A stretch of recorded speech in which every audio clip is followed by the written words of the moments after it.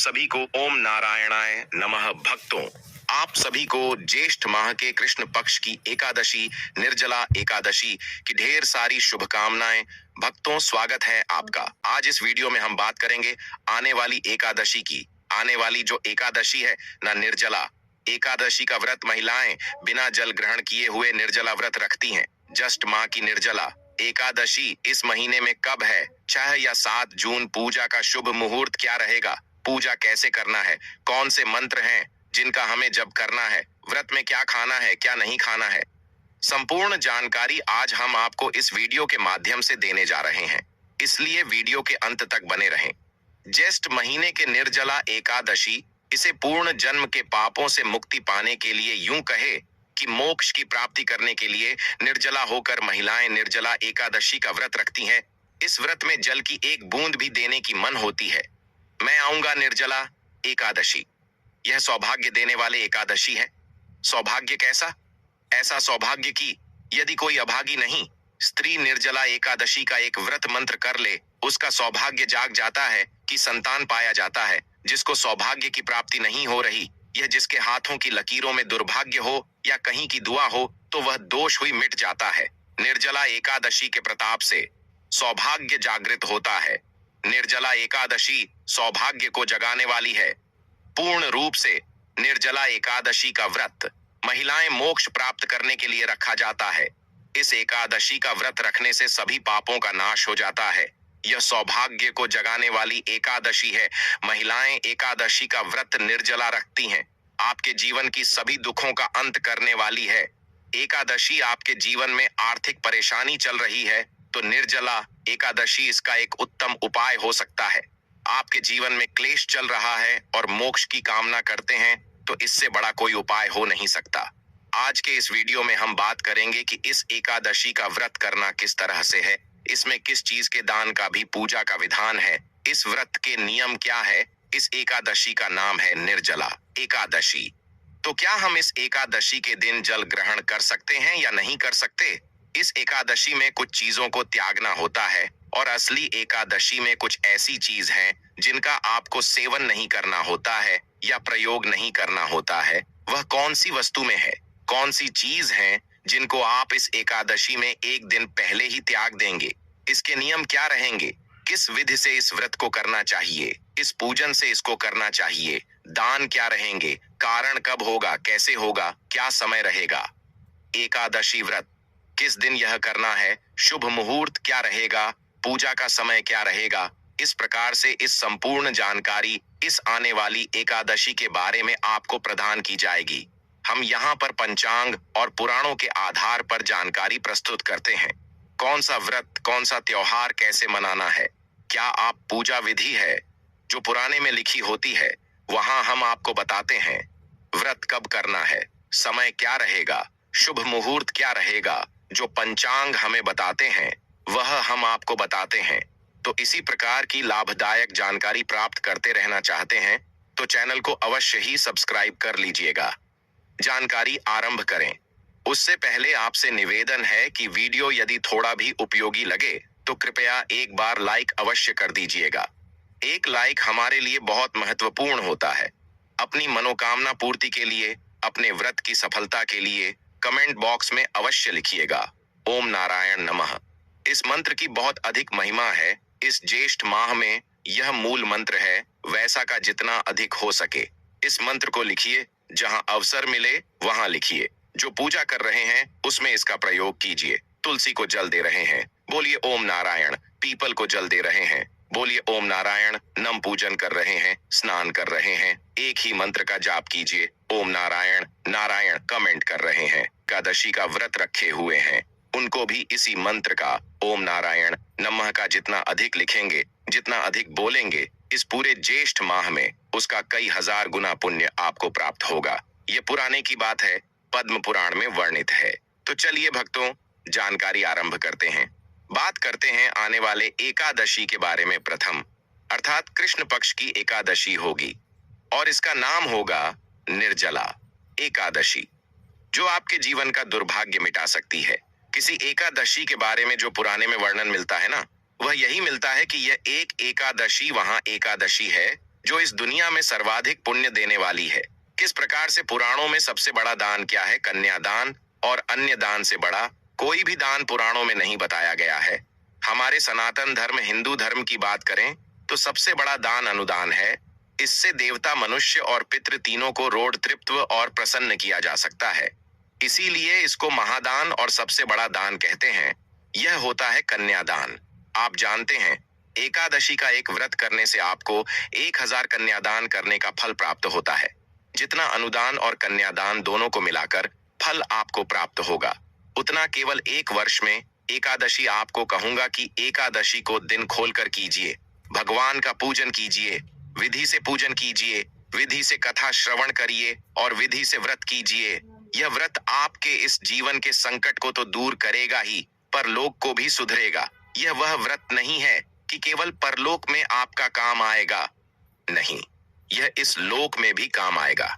अर्थात यदि आप विधि विधान से करते हैं तो आपका सौभाग्य जागृत होगा। आपके जीवन में जो भी परेशानियां चल रही होंगी, चाहे वह आर्थिक परेशानी चल रही है, चाहे वह शारीरिक परेशानी चल रही है, मानसिक परेशानी, गृह क्लेश चल रहा है, किसी से लड़ाई झगड़ा चल रहा है, या काम ठीक से नहीं चल रहा है, व्यापार नौकरी आदि की परेशानी है, जो भी जीवन में परेशानी है ना, उसका हाल यह निर्जला एकादशी को विधि से कीजिएगा, विधान से कीजिएगा, नियम से कीजिएगा। इसके नियम अन्य निर्जला एकादशियों से थोड़े अलग है। अर्जुन, नियम आपको बताए जाएंगे। वह ऐसा नहीं है कि मैं अपने आप कुछ बता दूंगा, जो लिखा है पुराणों में वही आपको मैं बताने जा रहा हूं। आप बात करते हैं कि इस निर्जला एकादशी का पूजन अपने कैसे करना है, साथ ही इस एकादशी के नियम क्या रहेंगे, और साथ बताएंगे कि इसका कर्तव्य करना कब है। निर्जला एकादशी को व्रत जो भी करने वाले हैं, उन्हें दशमी तिथि से त्याग कर देना चाहिए। कुछ ऐसे कार्य हैं जो नहीं करना चाहिए, जैसे कांसे के बर्तन में भोजन करना। यह आप दशमी तिथि को ही, अर्थात व्रत के एक दिन पहले ही बंद कर देंगे। व्रत के एक दिन पहले से आपको कांसे के बर्तन में भोजन नहीं करना चाहिए। मांस वगैरह आदि का सेवन तो आप सभी जानते नहीं करना चाहिए। मसूर की दाल नहीं खाने चाहिए, चने की दाल नहीं खानी चाहिए, आंख हरी सब्जियां नहीं खानी चाहिए, गोंडा का साग जो आता है, चना का साग नहीं खाना है, गोंडा का साग नहीं खाना है, मधु अर्थात शहर प्रयोग नहीं करना है। अब आप कहेंगे, पंडित जी, शहर अगर प्रयोग नहीं करना है तो पंचामृत कैसे बनाएंगे? पंचामृत में आप शहर के स्थान पर गंगा जल मिला दीजिएगा। दूसरे का अन्य आपको दशमी तिथि को ही त्याग कर देना है। एकादशी पर आपको दूसरे का अन्य नहीं खाना है। एक दिन पहले भी दशमी तिथि को दूसरी बार भोजन भी नहीं करना है। दशमी तिथि को ही भोजन भी एक ही समय करना है। दोपहर के बाद अन्य ग्रहण नहीं करना है, और स्त्री प्रसंग अर्थात ब्रह्मचर्य का पालन भी आप एक दिन पहले ही आरंभ कर देंगे कि वह नियम है जिनका पालन आपको अवश्य रूप से इस आने वाली निर्जला एकादशी के व्रत में करना चाहिए। और व्रत वाले दिन की बात करते हैं तो व्रत वाले दिन आपको पान नहीं खाना चाहिए। यदि किसी की आदत है पान खाने की, दुकान, गुटखा आदि, उसको व्रत में नहीं खाना चाहिए। यह व्रत को खंडित करता है। दातुन नहीं करना चाहिए। जो आप मंजन प्रयोग करते हैं ना, यह मंजन भी प्रयोग नहीं करना चाहिए, क्योंकि इसमें भी या तो नमक आता है या केमिकल आता है। दूसरे की निंदा नहीं करनी चाहिए, दूसरे की चुगली नहीं करनी चाहिए, और पापी मनुष्यों के साथ तो आपको बातचीत भी नहीं करनी चाहिए। सब त्याग देना चाहिए। क्रोध नहीं करना चाहिए। मिथ्या भाषण का त्याग कर देना चाहिए।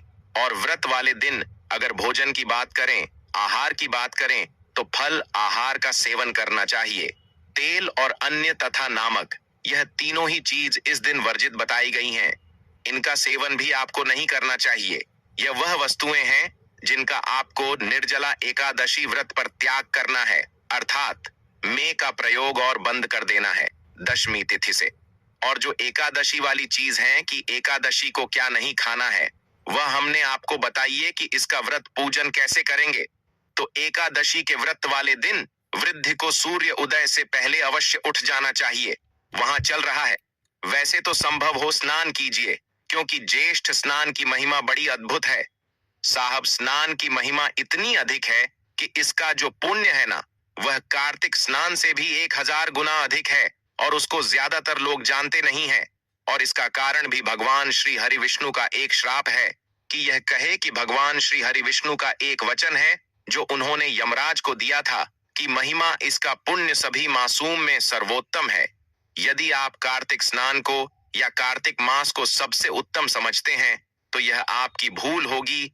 एक बार उसे वीडियो को सुनिएगा जिसमें हमने पद्म पुराण से पूरा विवरण निकाल कर ले आपके लिए कि किस प्रकार से भगवान विष्णु स्वयं इस मानस के बारे में वर्णन कर रहे हैं और क्यों इस मास की जो महिमा अर्थात इसकी जो जानकारी है लोगों के बीच में वह कम होती जा रही है। इसका कारण क्या है? कलयुग में इस मास के बारे में अधिकतम लोग जानते नहीं है, इसकी महिमा इसके महत्व को नहीं जान पा रहे हैं। इसका कारण क्या है? यह उसे वीडियो से झांत होगा, परंतु यदि आपने इस वीडियो के माध्यम से इसकी महिमा को समझ लिया तो आप छोड़ ही नहीं पाएंगे। इस ज्येष्ठ मास में स्नान दान होने के कार्य करना कितना अधिक पुण्य है साहब। वर्णन आता है कि यमराज स्वयं भयभीत हो गए। ज्येष्ठ मास के पुण्य को जब पृथ्वी वालों ने प्राप्त करना शुरू किया था उनका पूरा नरक रोग खाली हो गया, यमलोक खाली हो गया। यमदूतों को कोई मिलता नहीं था क्योंकि सब ज्येष्ठ स्नान करके अपने पाप धो लेते थे। तब वह रोते हुए पहुंचे विष्णु भगवान के पास के, प्रभु आपने यह क्या मानस बनाया है? यह तो 7 पीढ़ी के जो पुराने जीव मेरे यहाँ नर्क में पड़े थे उनके साथ में पीढ़ी में आकर स्नान कर लिया, आपका पैसा आपका, और वह वहां से तृप्त हो गए। मेरा तो काम ही बंद हो गया। बाद ही रोचक प्रसंग है, इसको अवश्य सुनिएगा। तो एकादशी वाले दिन आपको सूर्योदय उठाना है। उठने के बाद स्नान आदि करके अपनी पूजा स्थल के साथ सफाई कीजिए और पूजा स्थल पर सामग्री एकत्र करके आसन लगाकर बैठ जाइए। बात आती है कि सामग्री में हमें क्या क्या चाहिएगा, तो सामग्री नोट कर लीजिए। सामग्री में आपके पास होने चाहिए भगवान श्री हरि विष्णु की कोई प्रतिमा या तस्वीर, माधव रूप की अगर तस्वीर आपके पास हो, प्रतिमा हो तो बहुत उत्तम रहेगा क्योंकि वह साथ में दोनों ही एकादशियों पर आपको भगवान के माधव स्वरूप का पूजन करना चाहिए। एक चौकी पीला वस्त्र, रोली मोली पान सुपारी लौंग इलायची, धूप में पुष्प की माला, खुले पुष्प चित्र जानू तांबे का एक लोटा, यह सामग्री आपको आवश्यक होगी। साथ ही पंचामृत बनाने के लिए कच्चा दूध दही घी शहद और शक्कर, यह 5 चीज पंचामृत बनाने के लिए। क्योंकि एकादशी व्रत है इसमें शहद प्रयोग नहीं होगा तो उसके स्थान पर गंगा जल की सारी वस्तुएं आप एकत्र कर लीजिए। सामग्री एकत्र कर लीजिए। तांबे का लोटा लीजिए, उसे बच्चों से मांझी और उसमें पहले गंगा जल भरिए, फिर उसमें शुद्ध जल भर लीजिए। आसन लगाकर बैठ जाइए और पूजन आरंभ कीजिए। एक पुष्प से सभी सामग्री पर और स्थान पर पहले चींटी दीजिए। इसका लाभ यह होगा कि इससे जो स्थान है जो सामग्री है वह सभी पवित्र हो। जल के चित्ते दीजिएगा। हम मंत्र पढ़ते हैं, ओम पवित्र हो, पवित्र एवं सर्वन व्यास, मेरे तो कुंडली कक्षा ही हो। इस प्रकार से अपने पवित्रीकरण किया है, शुद्धिकरण किया है। भगवान को विराजमान करेंगे उससे पहले अपने हाथ धो लीजिए, अपने सीधे हाथ पैर जल लीजिए। हास्टल रक्षालन आप तो दीजिए। हाथ धोने के बाद भगवान की स्थापना कीजिए। चौकी बिछाइए, चौकी पर पीला वस्त्र अगर है तो वह भी चाहिए। और भगवान को स्थापित करने से पहले प्रार्थना कीजिए कि हे ईश्वर ही परमात्मा, हम आपके यहाँ आवाहन कर रहे हैं, आप यहाँ विराजमान हो और भगवान की तस्वीर को स्थापित कर दीजिए। यह भाव हो गया कि अपने भगवान को आसान दिया पुष्प के रूप में और भगवान आकर विराजमान हो गए। अब जिन लोगों के यहाँ चौकी नहीं है तो वह अन्यत्र स्थान पर भी भगवान का इसी प्रकार से स्थापना करेंगे। आपके पास जो भी उपयुक्त स्थान है पूजा का, वहां पर आप इसी प्रकार से निवेदन करके पुष्प रखिए और भगवान की तस्वीर या प्रतिमा को स्थापित कीजिए। राखी आप कुछ लोग कहेंगे कि हमारे पास तो पृथ्वी पर है, पूजन करना है हमें, तो हाँ पृथ्वी पर रखकर भी पूजन कर सकते हैं। शुद्धता का ध्यान रखें, अच्छे से साफ सफाई कर ले। किसी का कच्चा मकान भी यदि है ना तो उसको अच्छे से लिख लीजिए, उस स्थान को जहां अपने भगवान की तस्वीर रखनी है और पुष्प के रूप में आसान दीजिए। वहां पर भगवान की स्थापना कीजिए।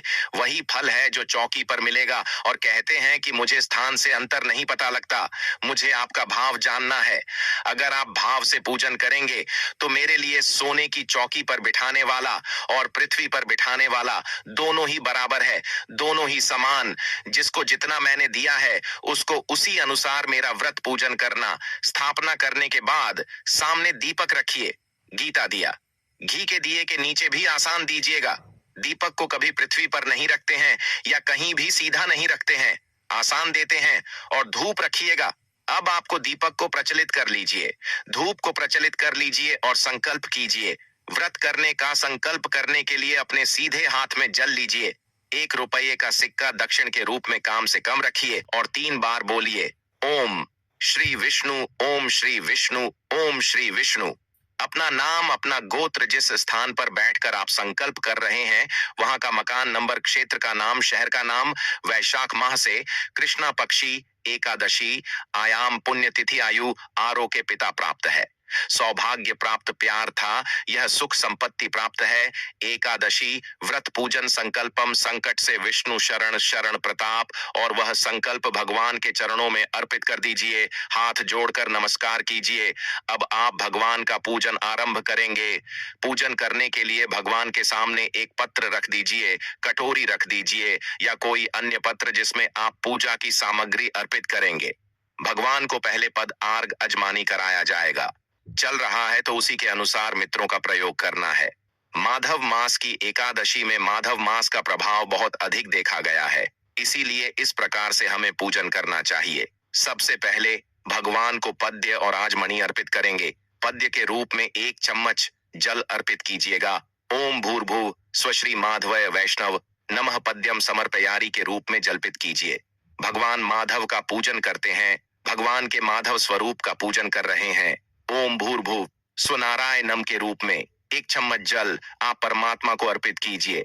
आज मैंने कराएंगे ओम भूर्भुव नम के रूप में 1 चम्मच अर्पित कीजिए। भगवान को स्नान करेंगे, स्नान के लिए 1 चम्मच जलापित करेंगे। जिनके पास प्रतिमा है वह प्रतिमा को नहीं लेंगे।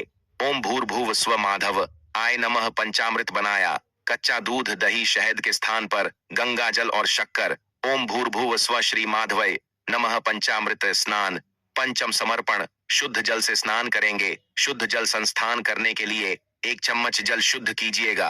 ओम भूर्भुव करेंगे। वस्त्र के रूप में मौलिक का 1 टुकड़ा थोड़ी है और वह भगवान को अर्पित कीजिए।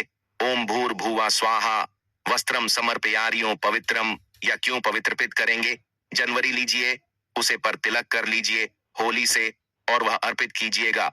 ओम भूर्भुव नमः को चंदन लगाएंगे, चंदन लगाइए पवित्रम। इसके बाद भगवान को पुष्प की माला पहनाएंगे। पुष्प अर्पित करने के बाद धूप दीप दिखाएंगे। ओम भूर्भुवा स्वाहा रूपम समर्पयामि, श्री नारायण नारायण दिखाएंगे। ओम भूर्भुव स्व श्री माधव आय नमः दीपम दृश्य स्वामी। यूट्यूब दिखाने के बाद नावेद के रूप में क्या आप फल चढ़ा सकते हैं? मिठाई है तो मिठाई अर्पित कीजिएगा, अन्यथा आपको ड्राई फ्रूट्स और मिश्री है तो मिश्री चढ़ा सकते हैं। जो भी आपके पास उपलब्ध सामग्री है। नारायण नमः और भजन। आते चल अजमानी समर्पयारी 1 चम्मच जल लीजिए, अजमानी के रूप में अर्पित कीजिए। जल जमानी करने के बाद अब भगवान को तंबू अर्पित करेंगे। तांबुल पान का पत्ता लीजिए, उसमें 2 लौंग, 2 इलायची, 1 सुपारी रखिए और वह अर्पित कीजिएगा। ओम भूर्भुव स्वनारायण नमः अर्पित करने के बाद दक्षिण अर्पित कीजिए। भगवान को प्रेम से ओम भूर्भुव स्वनारायण नमः शिवाय ओम समर्पयारी शुभ दक्षिण अर्पित कीजिए। दक्षिण अर्पित करने के बाद हाथ जोड़कर भगवान को नमस्कार कीजिए। भगवान से प्रार्थना कीजिए कि यह परमेश्वर, आज के दिन हमने आपका यह एकादशी का पूजन किया है, हम व्रत कर रहे हैं, इस पूजन को आप स्वीकार करें और इस व्रत को हम अच्छे से कर पाए, इतनी हमें शक्ति प्रदान करें। उसके बाद अब आपने कहा सुननी है, प्रत्येक एकादशी की कथा अलग अलग होती है, तो आपको बिल्कुल सही कथा सुननी है। एकादशी का महत्व सुनना है। एकादशी की कथा यूट्यूब पर सुनते समय ध्यान रखिएगा कि यूट्यूब पर बहुत सारे चैनल किसी भी कथा को किसी भी नाम से चला देते हैं, तो सही चैनल चुने और सही ही कथा सुन। आपका चैनल जिस पर आप ये वीडियो देख रहे हैं एक वेद पुराण पंचांग पर का चैनल है और यहाँ पर हम सही कथाएं हैं, सुनते हैं जो उसे मृत के लिए बने होते हैं। तो सही कथा सुनने के लिए चैनल को भी सब्सक्राइब कीजिए। अगर नए हैं तो और बेल आइकन के निशान को अवश्य दबाइएगा, तभी आपको सारी वीडियो प्राप्त होंगे। सब्सक्राइब करने के बाद एक बेल का निशान बना हुआ आएगा, उसको दबा दीजिएगा। वीडियो आपसे छुट्टी जाएंगे। साथ में विष्णु सहस्त्र नाम आपको सुनना चाहिए कथा, विष्णु सहस्त्र नाम और नारायण कवच, और यह तीनों ही चीज हम प्रत्येक एकादशी पर अपलोड करते हैं। इसका लाभ लीजिएगा, फिर भगवान की आरती कीजिएगा और नियमों के अनुसार दिन को व्यतीत कीजिएगा। नियम हमने आपको बताए हैं कि दिन में आपको व्रत वाले दिन सोना नहीं चाहिए। पारण वाले दिन आपको सूर्योदय से पहले उठ जाना चाहिए। उठने के बाद स्नान आदि करके स्वच्छ वस्त्र धारण करके पारण की पूजा करेंगे। पारण की पूजा करने के बाद आप पुष्पांजलि करेंगे, जो कि क्षमा प्रार्थना होती है। किसी भी व्रत पूजन के लिए सफलता के लिए बहुत आवश्यक होती है। वह पुष्पांजलि और क्षमा प्रार्थना करेंगे। भगवान को पारण का भोग लगाएंगे, ब्राह्मण को दान आदि देंगे और उसके बाद व्रत का पालन करेंगे। वीडियो में बताते भी हैं, तो उसको आप अवश्य देखिएगा। यहाँ आपको बता दें कि अब आपको व्रत करना कब है और पारण करना कब है। निर्जला एकादशी तिथि जो है ना, यह आरंभ हो रही है 6 जून को। निर्जला एकादशी 2025 का व्रत अत्यंत पुण्यदायक और विशेष महत्व रखता है। इस वर्ष यह व्रत 6 जून शुक्रवार और 7 जून शनिवार को मनाया जाएगा, जो कि स्मार्त और वैष्णव परंपराओं के अनुसार अलग अलग तिथियों पर पड़ता है। निर्जला एकादशी 2025 की तिथि और समय एकादशी तिथि प्रारंभ 6 जून 2025 शुक्रवार को प्रातः 2:15 पर एकादशी तिथि समाप्त। 7 जून 2025 शनिवार को प्रातः 4:47 बजे व्रत रखने की तिथि स्मार्त संप्रदाय गृहस्थ जन। 6 जून 2025 शुक्रवार वैष्णव संप्रदाय। 7 जून 2025 शनिवार स्मार्त परंपरा में व्रत उस दिन रखा जाता है जब एकादशी तिथि सूर्योदय के समय हो, जबकि वैष्णव परंपरा में व्रत उस दिन रखा जाता है जब एकादशी तिथि का अधिकांश भाग सूर्योदय के बाद हो।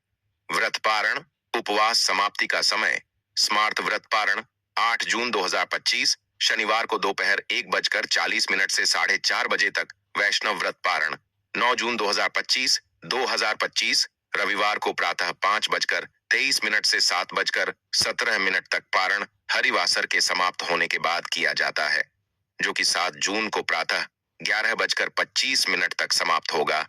अभिजीत मुहूर्त और उसका महत्व।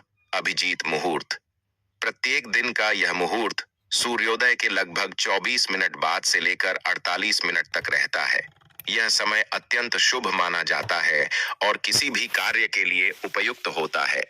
निर्जला एकादशी के दिन अभिजीत मुहूर्त में भगवान विष्णु की पूजा अर्चना करने से विशेष फल की प्राप्ति होती है। निर्जला एकादशी व्रत का महत्व। यह व्रत सभी एकादशियों में सबसे कठिन माना जाता है, क्योंकि इसमें जल और अन्न दोनों का त्याग किया जाता है।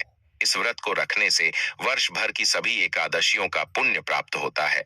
पौराणिक कथा के अनुसार महाभारत के भीमसेन ने इस व्रत को रखा था, इसलिए इसे भीमसेनी एकादशी भी कहा जाता है। इस दिन भगवान विष्णु की पूजा, व्रत, दान और भजन कीर्तन करने से समस्त पापों का नाश होता है और मोक्ष की प्राप्ति होती है। इसमें आप पालन कर लीजिएगा, बहुत ही कल्याणकारी रहेगा। यह जानकारी निर्जला एकादशी के बारे में जानकारी थोड़ी भी अच्छी लगी हो तो कृपया लाइक अवश्य कीजिएगा, क्योंकि आपका 1 लाख हमारे लिए बहुत ही महत्वपूर्ण होता है और हमारा वीडियो बनाने का जो मनोबल होता है ना, वह बहुत अधिक बढ़ता है। इसके लिए हमारी टीम और ज्यादा मेहनत करती है और आपको इसी प्रकार की जानकारी छोटी सी वीडियो के माध्यम से ज्ञानवर्धक जानकारी आपको हम सीधे नोटिफिकेशन के माध्यम से प्राप्त कर सके। वीडियो के अंत तक बने रहने के लिए आप सभी का धन्यवाद दोस्तों। मिलते हैं नेक्स्ट वीडियो में, तब तक के लिए नमस्कार।